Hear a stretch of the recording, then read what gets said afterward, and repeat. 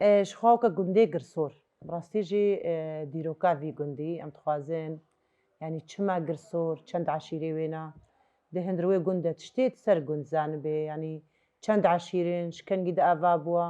Xwedê ez nezû dihatime lê eşîret bi Mêrsînî ne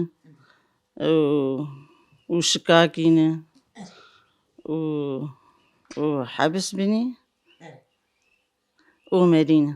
Ez van nazanim hinkî diç hene bes min nezû dim hatine, ne ji ewlayê hatine û girê girsor berê digotin tiştek lêşî net hat, giş qehfik bûn, kevir bûn. Yani şînkayê lê çi nebûye kirin girê girsor. Erê ana wekî di Xwedê ez tişkî ser girsor ez nizanim. Erê wala, erê Xwedê. Bîrê we îsal weka beran te dî hatina beranê jî kêm bû. Yanî av yanî niha rojana ava we têra we dike yan jî hûn çawa dikin. Şînî jî li gund pire bi rastî mezrae nav tiştê wilo. Hûn û avê zehmetî we nînin yanî Xwedê heyaneka zehmetî ser avê tune ye. Heyaneka kêmî avê nebûn elhemdulillah baş in. Erê wala şînkayê tê de heye û herekî di erdê xwe bîr kolanî û ji xwe re xwe pê diheyişînin. Mûsim nehatî îsal baran tune bi zehmet.